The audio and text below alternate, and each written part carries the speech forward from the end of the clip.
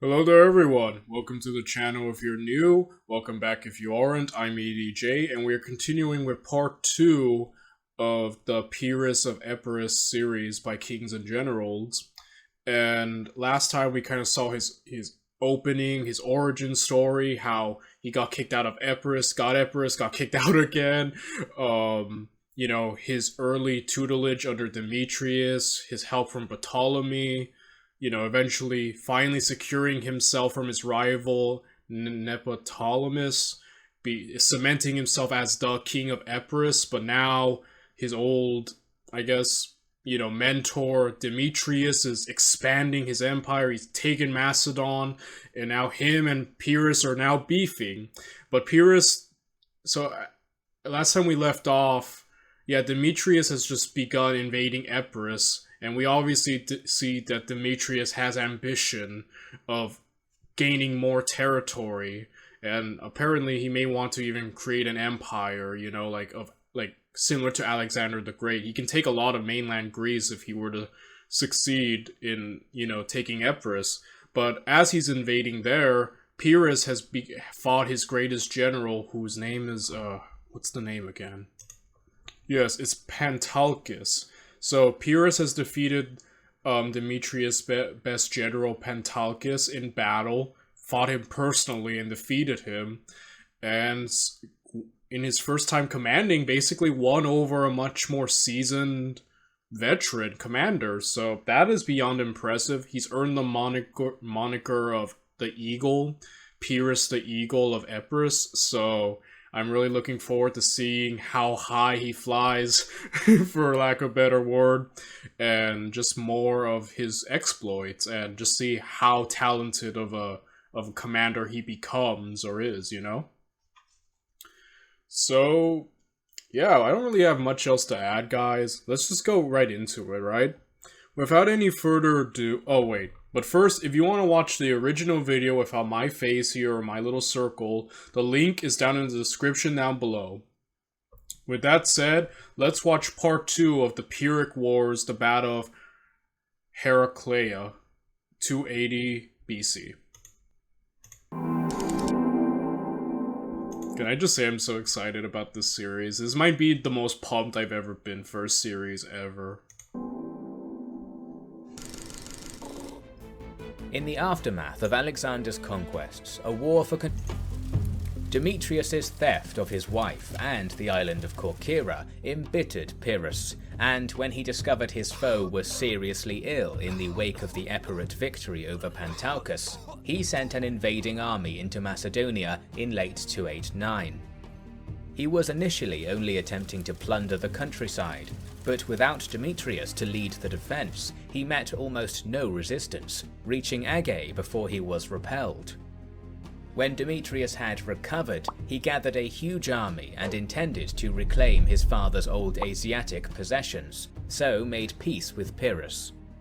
Confronted by Demetrius's huge Macedonian army, the other kings, Ptolemy, Seleucus, and Lysimachus, formed an alliance in order to cut their old Antigonid foe down to size for a second time. The alliance sent embassies and letters to Pyrrhus in Epirus, advising him of the best time to attack when Demetrius was occupied with the other kings.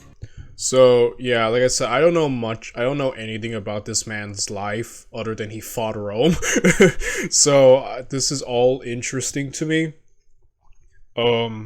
So I get to speculate. So, him and, Demetrius have history, they at one point were chill with one another, but now they're not. Pyrrhus has bitterness because he lost his girl, to Demetrius. And, they've invaded one another, they fought. Well, they haven't personally fought one-on-one, but Pyrrhus has defeated his best general, so there is conflict there. And so, yeah, now they've made peace, but obviously there is bad blood. These other, leaders want Pyrrhus to join. I can only speculate that he does, correct? If he doesn't, then dang, he's very honorable to his peace, but Yeah, I'd imagine he'd want to join. This seems like a really great opportunity, but let's find out what the man does. Pyrrhus may have been hesitant, but to remain neutral would have resulted in no gain. If Demetrius gained victory, he could overwhelm Epirus at any point. And if the allies won and Pyrrhus was not part of the alliance, he would reap none of the spoils.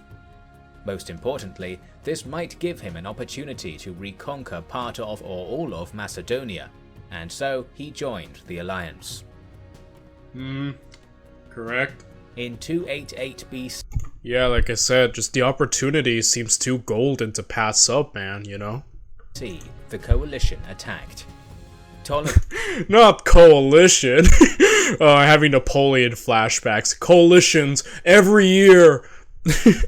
I like that epic history Napoleon series. It really was the gold standard of series, I think, when it comes to military leaders on this channel, on YouTube as a whole, I mean. Army sailed from Egypt in the south to attack Demetrius with a huge fleet of ships, while Lysimachus thrust into Upper Macedonia from his lands in Thrace. In response, Demetrius moved northeast with his large army to confront Lysimachus, and at this point, Pyrrhus invaded from the south almost completely unopposed. Back to the north, Lysimachus was defeated in battle by Demetrius, but his army was angry that their commander had allowed Pyrrhus to plunder their lands, and unrest began to spread. After Demetrius marched against Pyrrhus himself, the Epirot king sent agents into the enemy camp to spread propaganda and create chaos. Small groups of Macedonians, who supposedly had begun to admire Pyrrhus and his increasingly favourable reputation, defected, followed by the entire army. Demetrius... That is genius, man. He's winning without even having to face the impressive army of Demetrius. As we've established before, Pyrrhus wouldn't fight him head on because of his great army.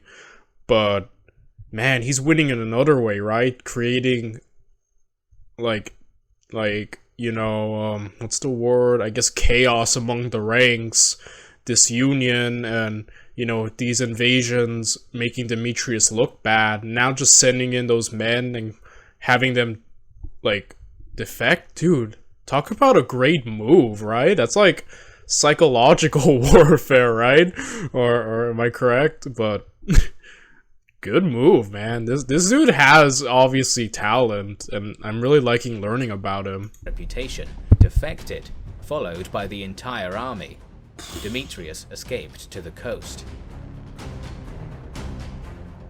Though Pyrrhus had won a great victory and gained Macedonia for himself, Lysimachus now marched into the kingdom and proclaimed that the victory had been a joint effort. Pyrrhus, not confident in the loyalty of the fickle Macedonians, left the kingdom to Lysimachus and retreated to Epirus. Oh, dang. Over the next few years, Demetrius I... So he's letting Lysimachus have it? Dang. I mean, yeah, the Macedonians definitely do seem a bit fickle, but... Man, I guess... I don't know how to feel if that's the right call to make. Probably should have, I don't know. Oh, but Ptolemy died? Oh, dang. Rip Ptolemy, man. One of the very most interesting of Alexander's heirs. And I think his kingdom is the one that lasts longest, so yeah. First finally perished, and his holdings were inherited by his son, Antigonus Gonatus. Lysimachus attempted to isolate Pyrrhus, but in 282 he was attacked by Seleucus. At the Battle of Corupedium, Lysimachus was defeated and killed, while Seleucus was murdered shortly after. His murderer, Ptolemy the Thunderbolt, wasted no time after his treacherous act and was declared king by the Macedonian army. The only other claimant to the throne of Macedon was Pyrrhus, but he would soon decide on another course of action to the west. Meanwhile... So Rome, I think is this where Rome is coming in? Are we finally getting to Rome? But yeah, guys, so Pyrrhus has decided not to continue on with Macedonia. He's decided, I guess this is where he goes west and starts facing Rome. I don't kind of blame him. Like, these Greek power struggles are insane. They're brutal. They're constantly shifting. So, yeah, he had Macedonia. He left Macedonia. Someone else took it. Just like, it's like one giant revolting door, right? Not revolting. Yeah, forget it. Point is, it's just keeps going one way or another, so yeah, Pyrrhus deciding maybe that place is unstable. Maybe I'll just go and somewhere new and test my luck. So yeah. On the Italian peninsula, the southward expansion of a new power, Rome, was threatening the independent Greek colonies in Magna Graecia. One of these cities, Tarentum, a colony built by the Spartans, was the most powerful and had provoked the Romans by attacking their ships and humiliating their envoys. Now worried about Rome, the Tarentines, who governed democratically at this point, voted to send an embassy to Epirus asking for assistance in 281 BC. Pyrrhus agreed, but demanded that Tarentum must pay the costs of the war and give him supreme command of the allied forces. To further pressure his western rival into going to Italy so that he could concentrate on the east, Ptolemy the Thunderbolt of Macedon offered Pyrrhus 5,000 more phalangites for the campaign. In early 280 BC, Tarentum sent its fleet let me get that so again. that he could concentrate on the east, further pressure his western rival into going to Italy so Alright, yeah, smart move. He wants Pyrrhus off, right? that has moved Pyrrhus's army to Italy. The force which embarked in Epirus consisted of 20,000 men, mostly Macedonian and Epirot Sarissa pikemen, and possibly some mercenaries, 3,000 cavalry, 2,000 archers, 500 slingers, and 20 war elephants. After landing, the king began to militarize Tarentum and deal with any political enemies there, while the Romans did the same in the cities under their control. Preparing for the coming conflict, Consul Publius Man, I guess this is where Rome starts to kind of rise in the public stage. Yeah, it's so weird seeing Rome tiny like this, because we know how big they get after a while, but yeah, this is like a young Rome, man, and yeah, this is where they just start to rise and, I guess, prominence, because like I said, all I know is that Pyrrhus fought Rome, but we also know what Rome went on to be like one of the greatest empires of all time, so I think it's safe to say Pyrrhus doesn't subdue them, or who knows, I guess we'll find out, but yeah, Rome rises above, you know. Valerius Levinus was given command of 4 legions and was ordered to march directly against Tarentum. They wanted to force Pyrrhus into battle before his Greek allies arrived, and raided the countryside while pushing south. In mid-280 BC, their plan succeeded, and learning that the Romans were bearing down on the Greek city of Heraclea, Pyrrhus marched to meet his new foe for the first time. Yeah, so they wanted to fight Pyrrhus before he could completely gather, I guess, everyone together. So that's smart. Force him into a battle when he's not, I guess, 100% prepared. Play War Thunder now. Join millions of players across the globe in massive battles on tanks. The invading Roman army consisted of 4 Roman and 4 allied legions, and was drawn up in the traditional manipular fashion. Young Hastati manned the front ranks, more experienced Principes filled in behind them, and veteran Triarii stood in reserve. In total, the Romans had around 40,000 legionnaires. Oh In my. addition, 2,400 Roman and allied cavalry were placed on the wings. They were commanded by Consul Levinus. Meanwhile, Dang, 40,000. Like, Pyrrhus showed up with, what, 20,000? But maybe that changed with his allies around, but dang, man. Pyrrhus's initial force of 25,500 infantry had been supplemented by thousands of Magna Graecian infantry, mercenaries, and a few thousand cavalry. In total, the Greek army may have numbered around 31,000 infantry, including his 20,000 heavy phalangites and a few thousand local allies. 5,500 missile troops, including 1,000 Rhodian slingers and Thracian javelinmen, formed Pyrrhus's skirmishing force, while his 4,000 cavalry were drawn from the expert horsemen of Thessaly in Greece, who were famous for their ability to move in a diamond-shaped formation, and were armed with the Ziston, a 12-foot-long two-handed spear, and some light javelins, being able to harass or charge with equal skill. In reserve were the Epirot King's 20 war elephants. Alright, so yeah, the numbers. Rome seems to have the numerical advantage, but I will say Pyrrhus's army seems a bit, pretty diverse. Has a lot of cool things like the war elephants, the unique cavalry. Yeah, so this is beyond interesting, dude. Like, who will win? Let's see. In contrast to the typically aggressive Roman plan, Pyrrhus wished to delay any battle for as long as possible until his allies could rally their forces and join him. Shadowing the larger Roman force, he encamped on a plain outside the city near the left bank of the Siris River, hoping to protect the settlement on terrain suitable for his phalanx, while his enemy encamped on the other side of the river a little further upstream. When his army was resting, Pyrrhus and his friend Megacles went scouting to examine the enemy camp. Surprised at the organized nature of the supposedly barbarian camp, the Epirot king stated forebodingly, "These don't look like barbarians to me. We'll see what they can do soon." Oh, Pyrrhus, you have no idea what you're in for, bro. we know Rome. Like, we covered Rome, through the hilarious series of Dovahati, but even then, like, we know Rome, right, guys? Like, just how much of a beast they were. Their inability to surrender or give up, despite the great odds, whatever they're against, they just don't quit, so... Man, the ancient world wasn't ready for Rome, and I think Pyrrhus... I don't want to cut Pyrrhus short, but man, is he in for a fight. In order to guard the riverbank, a contingent of light infantry missile troops was sent towards it. This done, Pyrrhus turned to other concerns, thinking he had plenty of time in his strong defensive position. He was about to receive a nasty shock.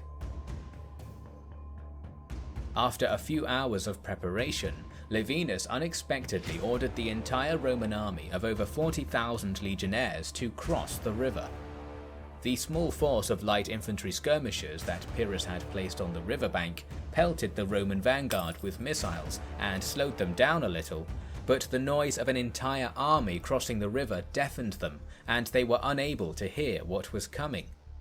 To their left, the Roman Equite cavalry, who had crossed the river further upstream, smashed into the flank of the defending missile units, who quickly retreated after suffering huge losses.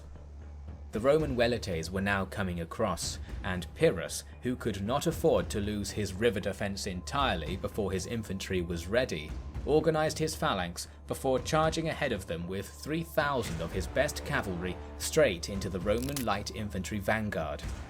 This slowed them down and gave the phalangites a chance to catch up. As they approached the battle line, the Roman hastati crossed the river. They were better armed and armoured than the velites, who pulled back behind the line and instead engaged the cavalry on the wings. In this melee, Pyrrhus was knocked off his horse and almost killed by an enemy, which prompted him to pull back. His friend Megacles... Dang, that's what I'm talking about, man. Fighting in the front lines... or like close to that in the thick of battle, like if Pyrrhus died, there goes everything, right? Like, man, yeah, Pyrrhus just seems caught off guard. I don't think anyone is used, because we know Rome is so aggressive and real go-getters, and I believe consuls used to have once a year, so like once a year reigns, so they obviously were very aggressive, like oversimplified mention, because they had a short time to establish their glory or do something meaningful.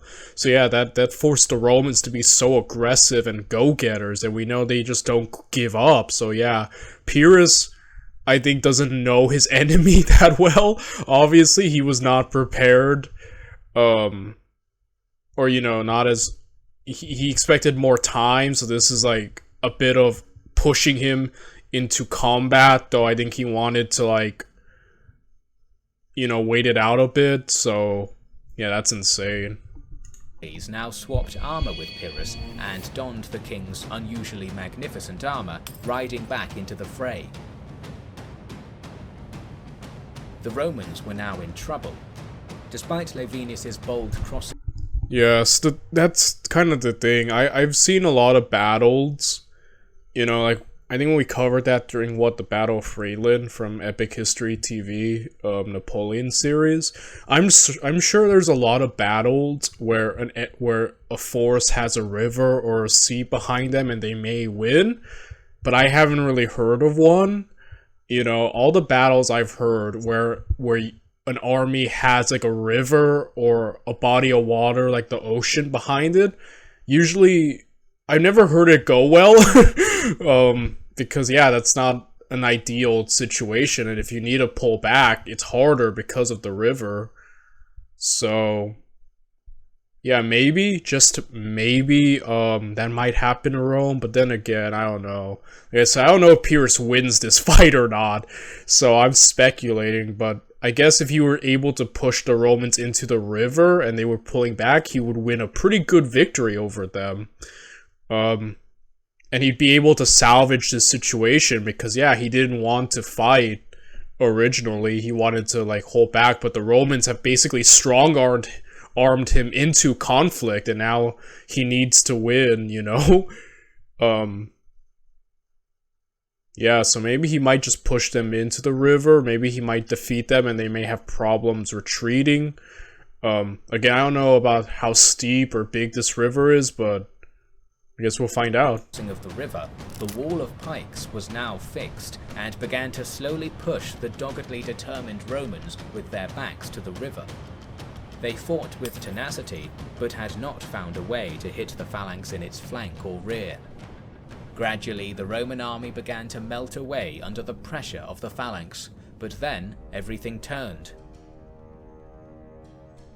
Megacles, armoured in the king's panoply, was slain by a legionary, and the helmet was paraded around the battle line, inspiring the Romans and demoralizing the Epirots, who all... Oh, dang, man. All believed that their king was dead. At this point, the phalanx slowly began to waver, and the Romans pushed them back from the riverbank. Holy crap, I guess... Man, might this be the first battle I've ever learned where an army has a river behind them and wins? Oh man, I love not knowing what the heck's happening, guys. This is so fun. It's fun to think, but man, dude, Pyrrhus, man, you gotta pull off the W somehow, bro. The real Pyrrhus, understanding that this was a key moment in the battle, charged up and down his line in an attempt to inform his troops that he was not dead, shoring up their morale. At the same time, the 20 war elephants, which had until now been kept in reserve, were unleashed and hit both of the Roman flanks. While their infantry held firm, even against these monsters most of them had never seen before, the cavalry horses panicked and bolted, retreating through their own infantry and splitting the legion's formation. Even the legions lost their grit and began to run, while Pyrrhus commanded his Thessalian cavalry to chase the routing enemy along the shore and into the shallows of the river. Wow. Those elephants came in clutch, dude. Talk about a close one, guys. That was... I think Pyrrhus has finally gotten his first taste of the Romans, and he might have to adjust accordingly, because they're not like everyone else, you know? The Romans are literally built different. But, man, that was close, guys. For a second, I was like, oh, dude, is Pyrrhus about to lose?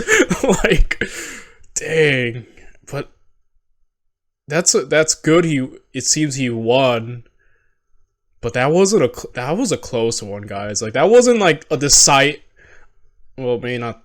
That's not the word I'm used, but like that wasn't like a clean win, you know. That was, he literally got saved because of his elephants. It seems. I mean, obviously him boosting up the morale of his troops, showing them that he's alive, rallying them, all that. But yeah, it seems like those elephants really helped, and that was dangerous. Like,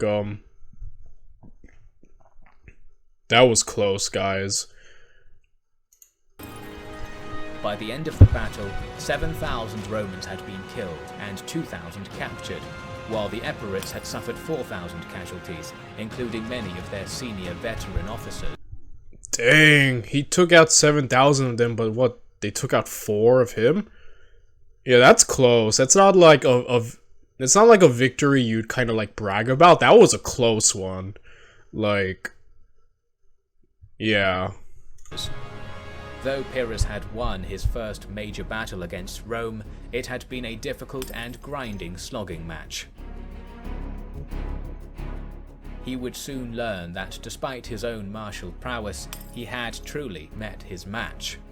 Rome, dismissing Pyrrhus's offers of surrender terms, began recruiting a new army, and oh my god, yeah guys, we know, like with the Second Punic War and stuff, like they just keep rebuilding their armies like it's nothing, and they also have the advantage of the home field.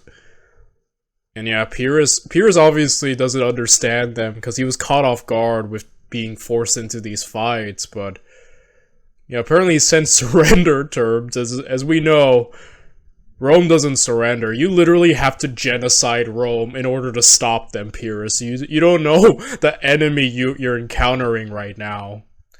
But, man. Yeah, Pyrrhus, he's gonna have to adjust. He's gonna have to adapt. Because, yeah, Rome is gonna come back. And as we know, Rome adapts to its enemies. So, in order to keep up with them, Pyrrhus is gonna have to keep changing his ways, or else it's all gonna go downhill. And the Epirate king began to patch up his own, ready for the next battle, which was soon to come. We have recorded a podcast explaining the Alright, I think he's done for the most part. And yeah, guys, that was insane. That was awesome. Like, I love learning about that. Dang, dude, that was a close one. That is literally such a close call. Pyrrhus is obviously really talented as a commander, as we've seen, but yeah, Rome is such a different beast, and this is a young Rome before it's fully expanded. As we know, they're gonna expand a lot, and yeah, they're so different from like everyone else. Their tenacity, their grit, their perseverance, their never surrender attitude. Like, Pyrrhus is up against something I don't think anyone at this point was really used to. So, man, that's just insane. And that was really fun to learn about, really. And you know what? I'm really pumped. I was gonna try to go weekly by weekly with this, but I'm just kind of binge watching this. I saw part 1 already. I saw part 2. You know what? I'm about to watch part 3. I'm about to do this entire series, maybe all in one day. This 4-parter. But yeah, guys, I'm just gonna get right into it. If you enjoyed this video, you know, I'll just see you all next time. Bye, everyone.